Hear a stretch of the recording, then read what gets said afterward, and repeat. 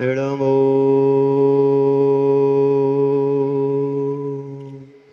सिद्धाणं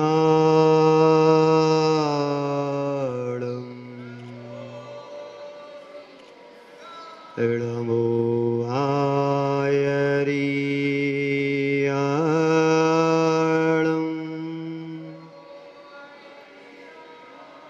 नमो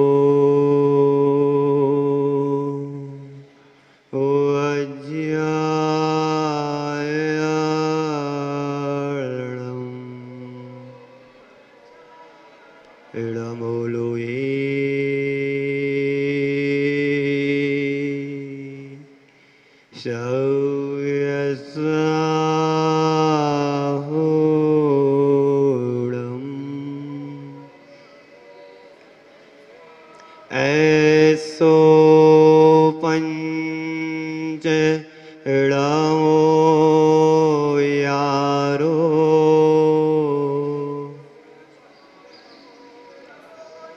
सौव पाव पणासिणो मंगलाणं च सवेसिं पड़वं होय मंगलम। जिसु ने रागो देश कामाद को जीते सब जग जान लिया, सब जीवों को मोक्ष मार्ग का निष्प्रय हो उपदेश दिया, निष्प्रय हो उपदेश दिया। बोलिए पंच परमेष्टि भगवान की, भगवान महावीर स्वामी की, भगवान श्री शांतिनाथ भगवान की, अहिंसा परमो धर्म की, परम पूज्य आचार्य गुरुवर श्री विद्यासागर जी महाराज की, परम पूज्य आचार्य श्री समय सागर जी महाराज की, परम पूज्य मुनि श्री योग नियम सागर जी महाराज की, परम पूज्य मुनि श्री सुधा क्षमा समता प्रमाण सागर जी महाराज, मुनि श्री अरह सागर जी महाराज की जय, समस्त मुनि संघ की जय। धर्म जीवन का आधार है। धर्म के बिना हमारे जीवन की कोई कीमत नहीं है। आप रोज पूजन में पढ़ते हैं, धर्म करत संसार सुख, धर्म करत निर्वाण, धर्म पंथ साधे बिना नर त्रियंच समान। धर्म हमारे जीवन का वह परम तत्व है जिसके माध्यम से व्यक्ति नर से नारायण बन सकता है, जिसके माध्यम से कंकड़ से शंकर बन सकता है और जिसके माध्यम से आत्मा से परमात्मा बन सकता है। वो धर्म हमारे जीवन में अवतरित होना चाहिए। आप लोग धर्म करते हैं, ये धर्म तुम्हारा बाहर का धर्म है, दिखाने का धर्म है, लेकिन संत कहते हैं धर्म वो होना चाहिए कि देव शास्त्र गुरु के प्रति तुम्हारा समर्पण होना चाहिए।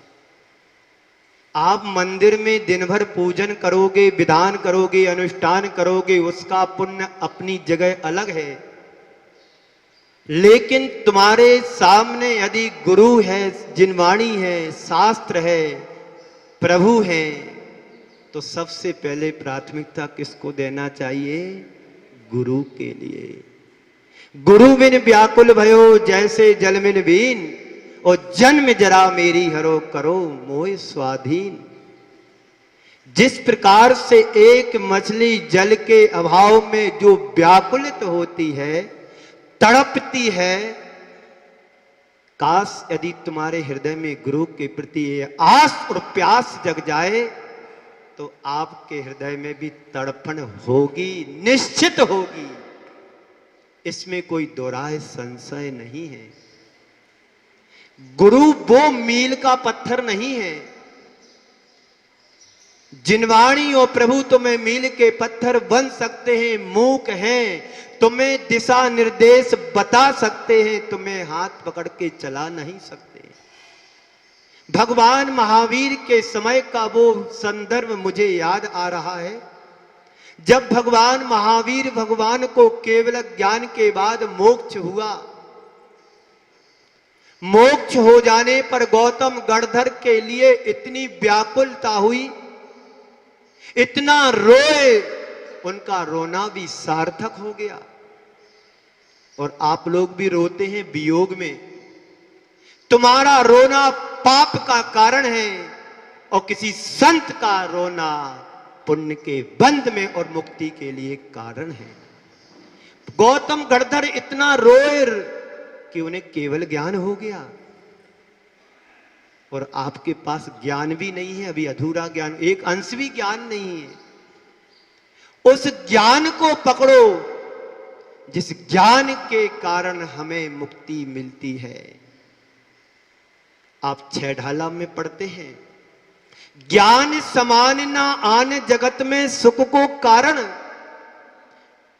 इस संसार में ज्ञान के समान कोई सुख का दूसरा कारण नहीं है। वो ज्ञान जगत पूज्य बना दे, त्रिलोकी नाथ बना दे। तुम्हारा ज्ञान तो कुछ भी नहीं, अक्षर का ज्ञान भी नहीं है।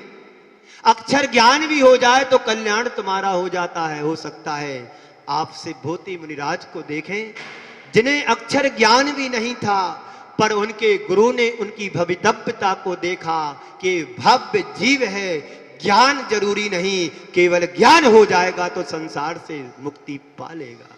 ये उनकी दृष्टि में दिखा उनके गुरु को, और ऐसे भुलक्कड़ संत बना दिए जिसे समझाते समझाते गुरु हार गया और शिष्य जीत गया।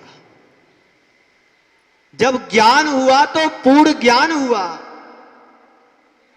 अधूरे ज्ञान से कभी कल्याण होने वाला नहीं है।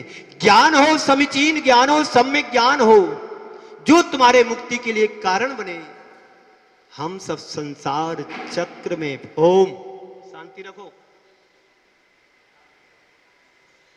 हम सब संसार चक्र में फंसे हुए हैं कर्म चक्र के कारण।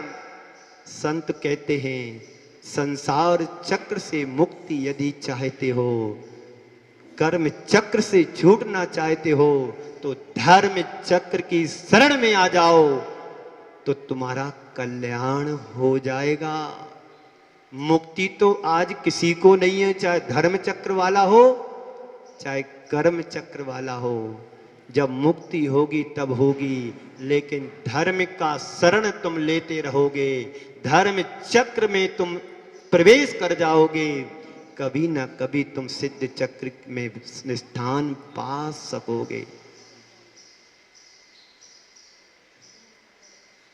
इस सिद्ध चक्र की आराधना करने वाला भव्य जीव ही होता है, जागृत अवस्था वाला होता है, और सम्यक दृष्टि होता है, जिसका देव शास्त्र गुरु के प्रति अटूट विश्वास और श्रद्धान होता है। वही धर्म चक्र में प्रवेश कर सकता है और वही सिद्धों की आराधना करने में समर्थ हो सकता है। और एक समय ऐसा आता है कि वो सिद्ध की अवस्था को पा लेता है। तो धर्म में हमारे जीवन का अंतरंग तत्व बनना चाहिए। धर्मात्मा धर्मी बन गए, पर धर्मात्मा कब बनोगे? ये धर्म बाहर का है। तुम ठीक से धर्म रीति से धर्म करोगे तो जीवन तुम्हारा उज्जवल और निर्मल बनेगा। एक जगह एक व्यक्ति मकान बना रहा था, एक व्यक्ति एक जगह मकान बना रहा था। दीवार सुबह से शाम तक 4 से 5 फीट ऊपर जाती थी और शाम को दीवार धराशायी हो जाती थी। एक दिन वहां से एक संत का गुजरना हुआ। जैसा अब हम गांव से गुजर करके आए, गांव के बाहर आ गए हैं, उस व्यक्ति ने संत के चरणों में निवेदन किया कि गुरुदेव, मैं दीवार को उठाता है, शाम को ढह जाती है, ढल जाती है। गुरुदेव, ऐसा क्या है कि वो दीवार टिक नहीं रही है? गुरुदेव ने उसको समझाते हुए कहा कि देखो सामने तुम्हें हवेली दिख रही? बोले हाँ हवेली दिख रही। गुरुदेव ने पुनः पूछा तुम्हें पूरी हवेली दिख रही? हाँ गुरुदेव मुझे पूरी हवेली दिख रही। गुरुदेव ने फिर पूछा कि देखो पूरी हवेली दिख रही ना? हाँ गुरुदेव पूरी हवेली दिख रही, पर ये बताओ इसकी नींव कहाँ है? ये बतलाओ इसकी नींव कहाँ है? गुरुदेव नींव नींव तो मुझे पता ही नहीं कहाँ होती है। बस यही कारण है कि जिस प्रकार के नींव के बिना महल टिक नहीं सकता है, उसी प्रकार से धर्म के बिना तुम्हारा जीवन ठहर नहीं सकता है। धर्म हमारे जीवन का फाउंडेशन हो, आधार बने। निराधार को आधार एकमात्र धर्म है। संसार में तुम पैसा खूब कमा लेना, एक दिन तुम छोड़ करके जाओगे अपने जीवन की अंतिम श्वासों पर। तन धन को साथी समझाता पर ये भी छोड़ चले जाते हैं। तुमने तन को अपना माना, धन को अपना माना, जीवन को अपना माना, पदार्थ को अपना माना और पदार्थ जन भोगों को अपना माना और भोगों में ही रत होकर के सारी जिंदगी व्यतीत कर देते हो और जीवन की अंतिम श्वासों पर सब छोड़ करके चले जाने वालों में से हो।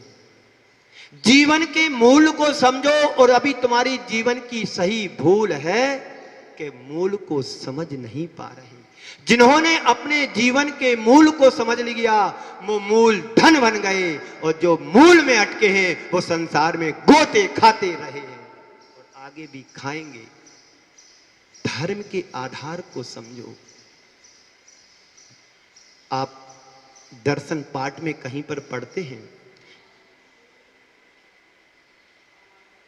दर्शनम देव देवस्य दर्शनम पाप नाशनम दर्शनम स्वर्ग सोपानम दर्शनम मोक्ष साधनम। कितना सरल है आपको मोक्ष मार्ग और मोक्ष।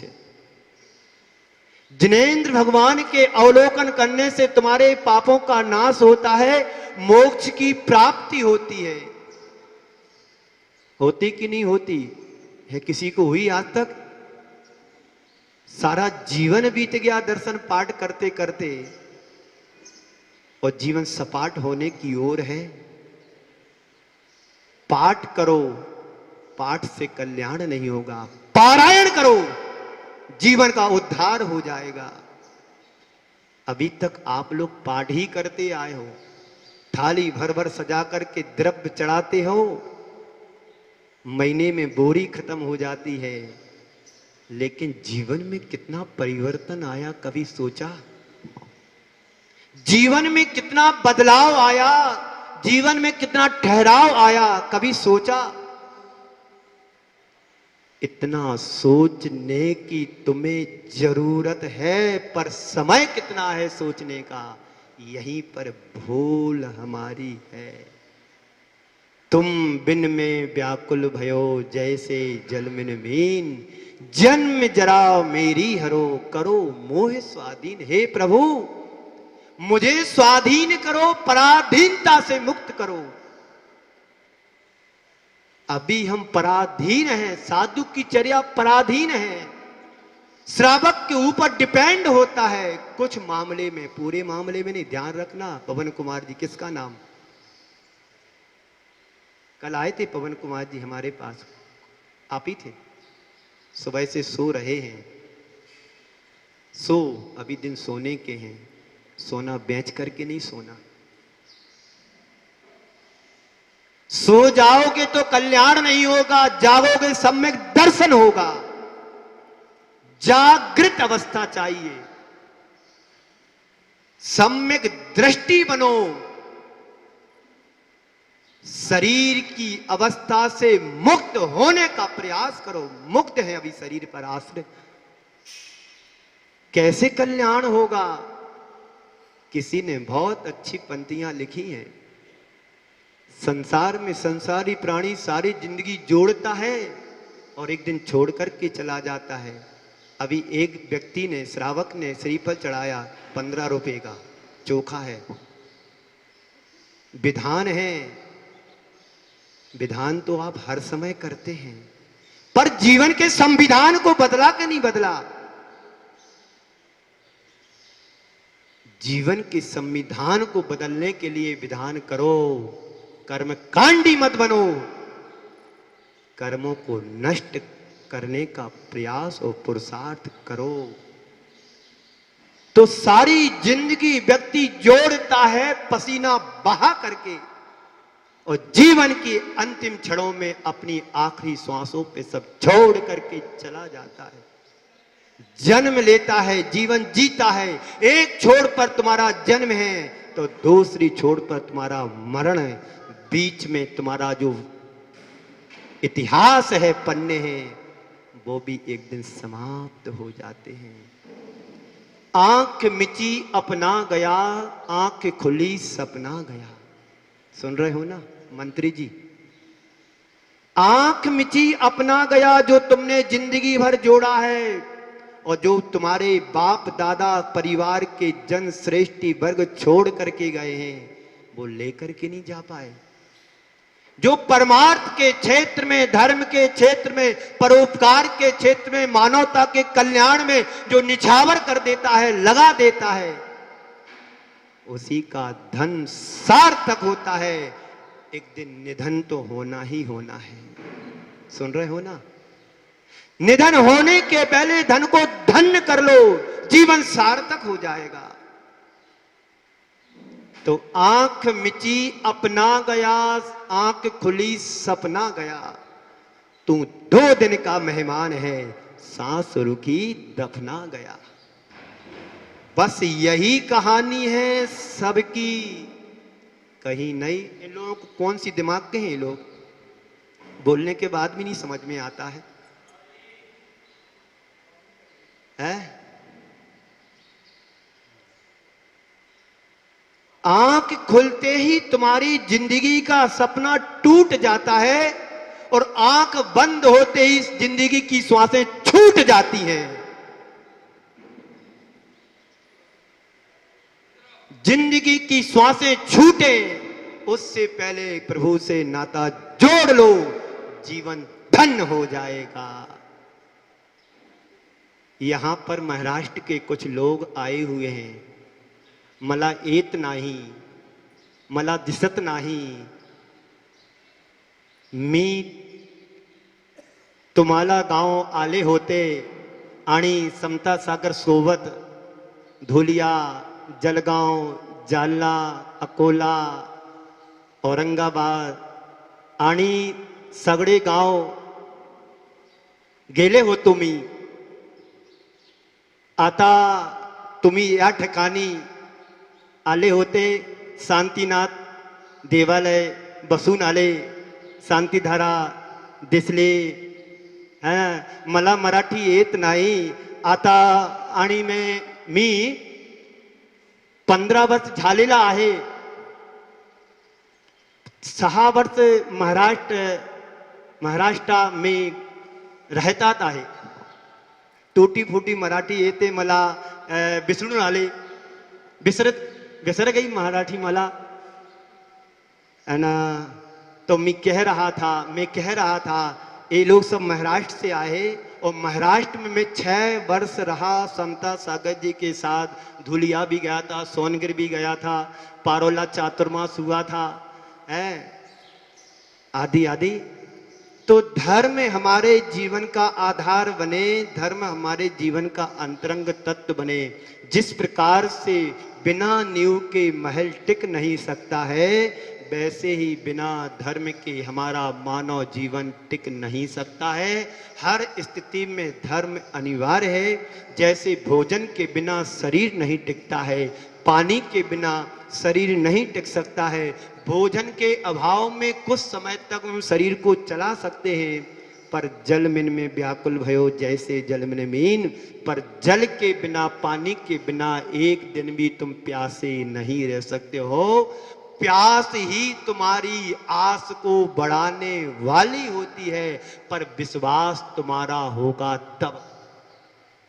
विश्वास जगाओ धर्म के प्रति, धर्मात्मा के प्रति। ना धर्म को धर्म कईर बिना, धर्मात्मा के बिना इस क्षेत्रों का संरक्षण हो नहीं सकता है।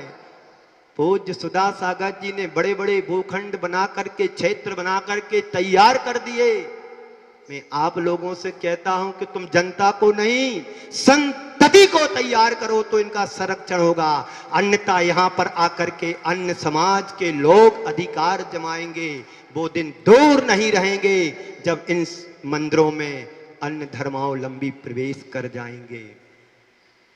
जनता का हिरास हो रहा है, मंदिर और मूर्तियां प्रगति पर बढ़ रही हैं। अफसोस की बात है और सोचने की बात है। संस्कृति की रक्षा रखना है, करना है तो संतति को बढ़ाओ। मंत्री महोदय, एक के चार करो, अब विचार मत करो।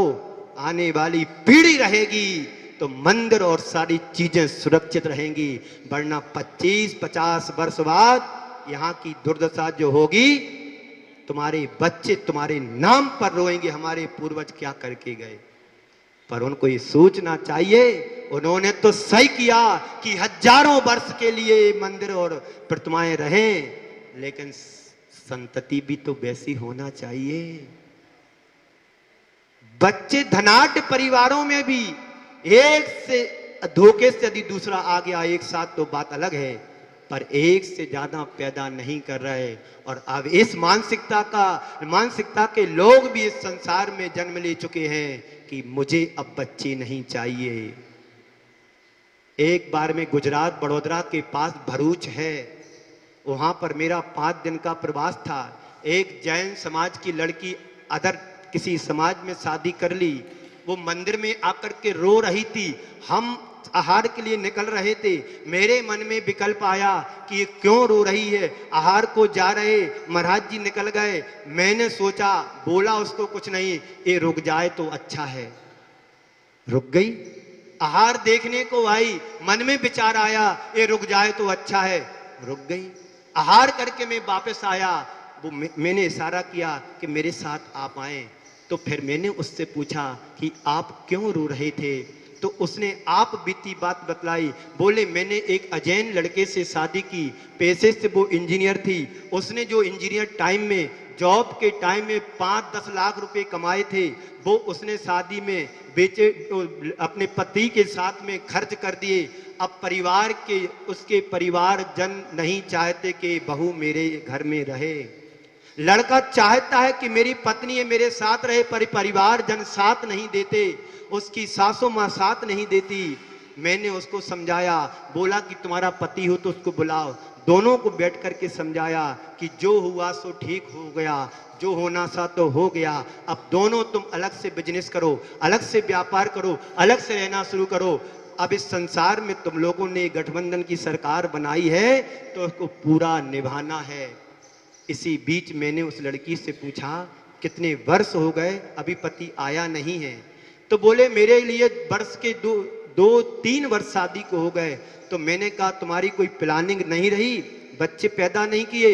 उसने जो जवाब दिया मैं आप सबके सामने रख रहा हूं। सोचने की बात है क्या जवाब दिया उस लड़की ने।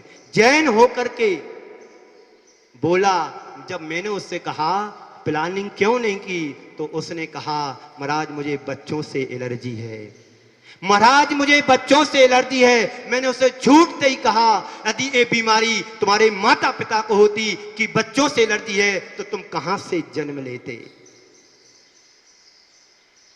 आज हमारी समाज के बच्चे जैन धर्म से विमुख हो रहे हैं। मैं सीधा वहां से चल करके आया। 1-2 व्यक्ति मेरे साथ चल रहे थे। मन में विचार आया कि चलो क्षेत्र की वंदना की जाए। समाज में तो हर रोज रहते हैं, समाज के बीच में रहते हैं। सबसे पहले शांतिनाथ सुदर्शनोदय के दर्शन करें, उसके बाद दूसरा विचार करेंगे। कोई आगे का विचार नहीं मेरा मन में। धर्म से विमुख हो रहे हैं। आप अपने आप को जगाओ, खुद जागो, मोह की निद्रा को त्यागो, अन्यथा धर्म हमारे हाथों से चला जाएगा। मंदिर किस में बदलेंगे ये तुम्हें समय बताएगा। बस 50 वर्ष ज्यादा नहीं लगेंगे।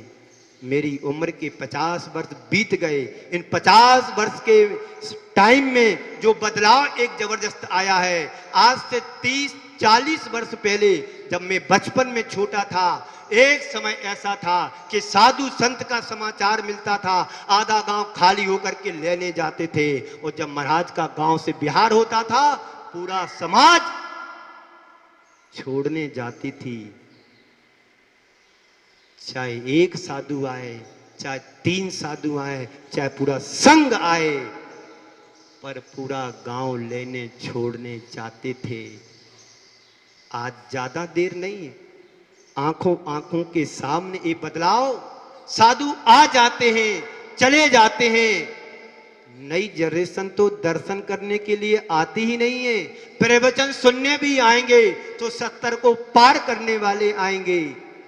और वही पुराने लोग चौके में 2-4 लोग आहार देने की भावना रखते हैं। कहां सो रहे हो? बच्चों को प्रेरणा दो कि गुरुदेव आए हैं, जाओ दर्शन करो, आहार दान दो। आज थोड़ी बहुत कुसर बची है तो बुंदेलखंड में संस्कार बचे हैं कि साधु आते हैं तो लेने जाते हैं, छोड़ने जाते हैं। अभी मैं अशोकनगर गुना में था, ठंडी के दिनों में, जनवरी या दिसंबर के महीने में मैं अकेला था। पहले दिन 3 चौके लगे, बढ़ते बढ़ते 9 चौके हो गए। एक साधु और 9 चौके, और पूरे 9 चौके वाले 150-200 लोग पर डे आहार देते थे। ये संस्कार, ये परंपरा आज हमारी समाज से दिनों दिन नील होती चली जा रही है। इसको बचाओ और धर्म को बचाने का प्रयास करो। गुना में भी यही 8-9 दिन में रहा था। पहले दिन 2 चौके, 3 चौके, 6 चौके और 8 चौके लोग तक लगे। और सारे लोग बड़े उत्साह उमंग से भर करके आहार देते थे। बड़ा सौभाग्य समझते। हम सबका परम सौभाग्य है, एक कलिकाल में, पंचम काल में पूज्य गुरुदेव ने जन्म लिया और हम सबको एक धर्म की ध्वजा थाम करके गए हैं। अब हमारा कर्तव्य और प्रयास है कि ध्वजा को पंचम काल तक, अंत तक ले जाने का प्रयास और पुरुषार्थ करें, वरना धर्म 25, 50, 60 वर्षों में यहीं सिमट जाएगा। जब समाज ही नहीं रहेगी, धर्म के अनुयायी नहीं रहेंगे, तो कौन पूजा करेंगे, कौन पाठ करेंगे। मैं पावागढ़ में गया, गुजरात में गया था। पावागढ़ क्षेत्र है, सिद्ध क्षेत्र माना जाता है। जितने भी पुजारी हैं सब अजैन ब्राह्मण थे, कोई था, जैन कहीं नहीं बचे हैं। शंकर जी की पिंडी पर जैसे जल ढालते हैं, ढालकर बाल्टी में पानी भरा और डालते गए। 8-9 मंदिर हैं वहां पर। मैं देख कर गया, दंग रह गया, ये क्या है। क्षेत्र नए डेवलप होते जा रहे हैं, समाज हिरास होता चला जा रहा है। क्या होगा धर्म का, क्या होगा मूर्तियों का। विचारणीय बात है, सोचनीय बात है। इस बात को समझो और अपनी संस्कृति की रक्षा के लिए संतति को बढ़ाने का प्रयास करो। आप जिस स्पीड से पैसा कमाते हो, उसी स्पीड से बच्चों को पैदा भी करो। हम अदर समाज का नाम लेना नहीं चाहता हूं, क्यों उनका नाम लूं मैं। हमारे पास क्षमता है, सामर्थ्य है, शक्ति है, समय है, सब कुछ है। और मोह की नींद में सोते रहोगे तो। फिर मैंने उस लड़की से कहा, जब तुम्हें बच्चों से एलर्जी थी तो तुमने शादी क्यों की? व्रत नियम लेकर के धर्म के मार्ग पर आगे बढ़ती। कोई उत्तर नहीं निकला। तो बंधुओं, धर्म हमारे जीवन का अंतरंग तत्व है, आधार है। इस आधार को आधार का संबंध समझ करके जीवन का सही निर्माण करें और धर्म की आराधना वो करें कि हमारा जीवन धन्य हो जाए निधन होने के पहले। इन 4 पंक्तियों के साथ गुरुदेव को नमन अर्पित करते हुए यहीं पर विराम देता हूं। आंखों में अगर अरमान हो तो जहान तुमसे दूर नहीं, आंखों में अगर अरमान हो तो जहान तुमसे दूर नहीं, और पाखों में अगर उड़ान हो तो आसमान तुमसे दूर नहीं। आंखों में अगर अरमान हो तो जहान तुमसे दूर नहीं, और पाखों में अगर उड़ान हो तो आसमान तुमसे दूर नहीं। मंदिर की शिखर पर बैठ करके पक्षी ने एक गीत गाया। मंदिर की शिखर पर बैठ करके पक्षी ने एक गीत गाया, श्रद्धा में तुम्हारी जान हो तो भगवान तुमसे दूर नहीं, श्रद्धा में तुम्हारी जान हो तो भगवान तुमसे दूर नहीं। इसी मंगल भावना के साथ पूज गुरुदेव के चरणों में नमन अर्पित करते हुए यहीं पर विराम देता हूँ।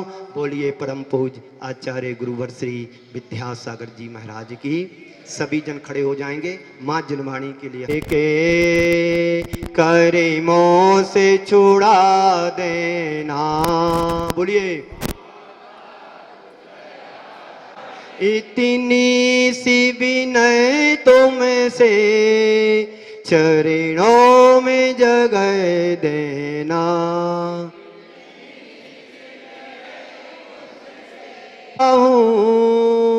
माया के अंधेरे में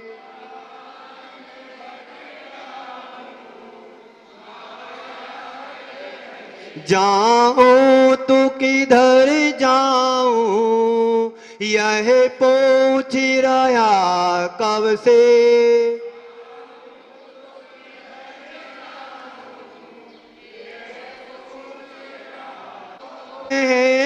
नैया उस पार लगा दो तुम,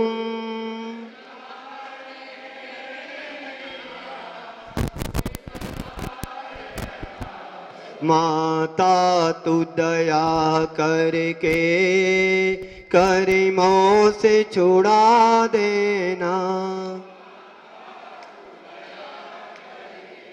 तो कालो सोवाणी मस्तक नमो सदा देत हूँ ढो। हे जिन वाणी भारती तो जपो दिन रैन, जो तेरी शरणा गहे सो पावे सुख चैन। नौ बार